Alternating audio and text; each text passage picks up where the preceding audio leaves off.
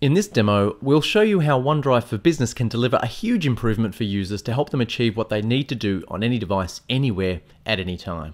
The first thing to understand is OneDrive for Business isn't a steep learning curve for users to adopt. Essentially, they can find the files in a place they're very familiar with, right here in Windows Explorer.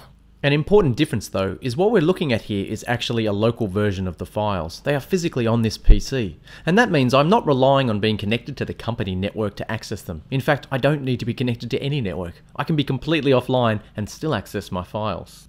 This local version of the files is kept in sync with the OneDrive for Business service. So let's look directly at OneDrive for Business, which we're using on the Office 365 service here in the browser. So here is OneDrive for Business. All those same documents sitting on our PC reside here. This is the one source of truth. Think of it as the file server.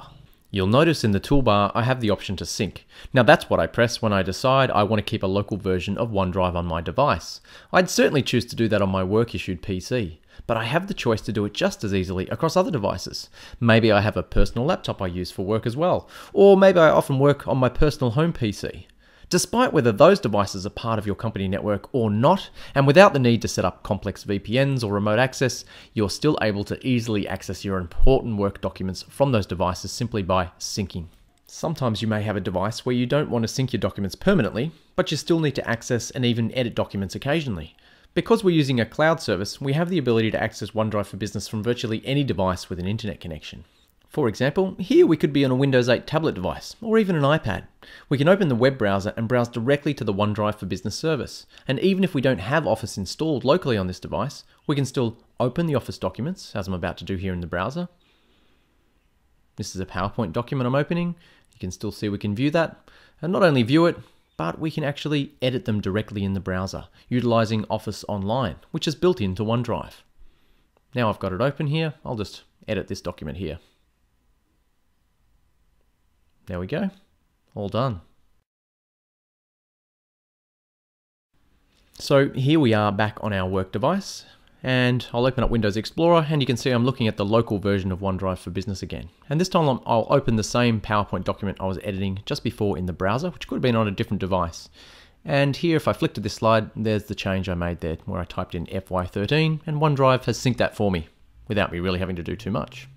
Often when we're working on files like this, we need to share them. And the most common way we seem to do that is by email, but this can get messy as we end up having lots of copies of the same document.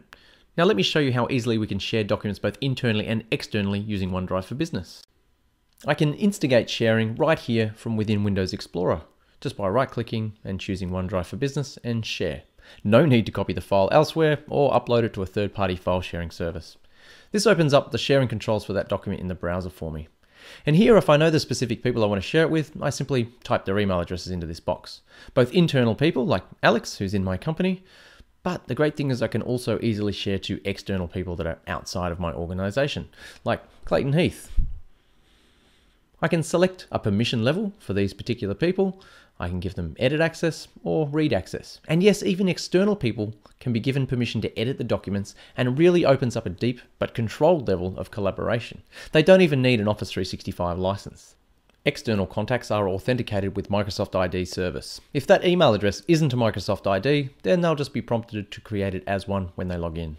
For an even simpler sharing experience, we're able to give anonymous guest access simply by clicking on Get a Link. And I can choose from View or Edit. And here I'll click the Edit link, and there it spits out the link for me. Now this is a great way to do it when you need to give access to a large number of people, or you want to post a link somewhere. At any time, we can simply revoke access by clicking on that Disable option there to the right of the link. Now let's check out what the experience is like for the external user. I'm going to copy this guest URL.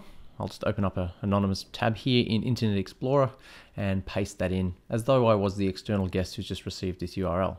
So I'm external to the company, somebody has sent me a link, and you can see I can now open that link. I can see the PowerPoint presentation. I'm listed here as a guest contributor, and I can easily browse through this PowerPoint presentation, but of course I can go a step further and actually edit the PowerPoint presentation here directly in the browser. So I'll go ahead and do that. I'll make a couple of changes to this document. Perhaps I'm a marketing consultant who's helping this firm put together a proposal. We're able to collaborate on it. I'll make a couple of changes here. Okay, those changes are all done. Now, what I want to show you is the the experience of what happens if me as the user back at the company now who shared this opens the same document locally on my PC. So here I am in OneDrive for Business locally. I'm going to open up the same PowerPoint file that I just shared with the external user. Now I might not know that the external user is actually editing that document at the same time.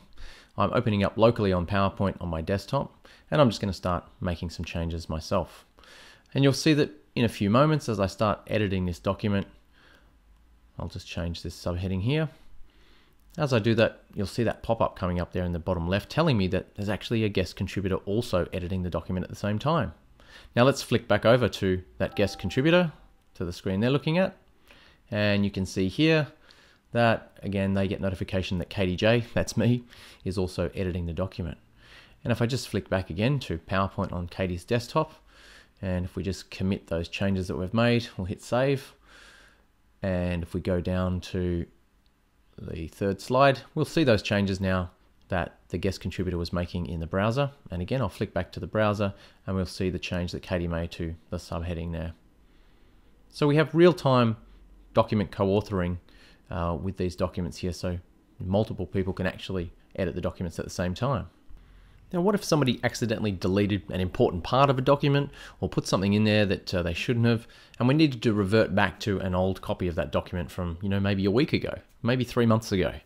Well, in current situations, usually that would mean ringing your IT guy and probably having to restore back from a backup.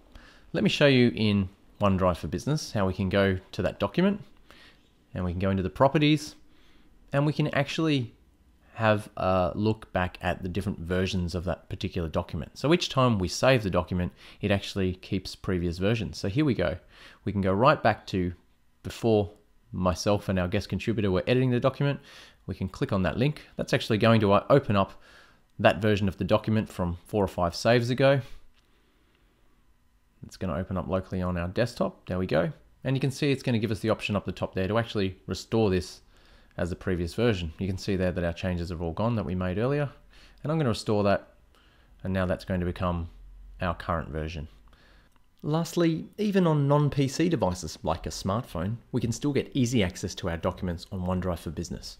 Now, the best experience is always going to be on a Windows device, although other platforms certainly have a great experience too. Here you can see I'm on a Windows phone, and I'm going to easily be able to access my OneDrive for Business folder. I've pinned it to my start screen, and I'm just going to browse here for that PowerPoint document. That's the one. So I can open it up on my phone, and I can easily browse that PowerPoint document. I'll just turn the phone over here so we get a full screen. But of course, not only can I browse through the document very easily, I can of course actually edit the document right here on my phone as well. So I'll go down here. I'll just add a couple of lines. Now I have got the Windows 8.1 developer preview on this phone. You can see the new feature there. I've been using the keyboard. Nice and quick and easy.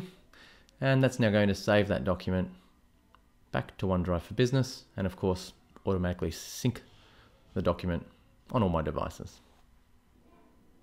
So that's the demo, showing you how you can enable staff to store, access and share documents across multiple devices, anywhere, anytime, and most importantly, within the one solution, which is ultimately controlled by the company, rather than the staff's own personal accounts on multiple cloud services.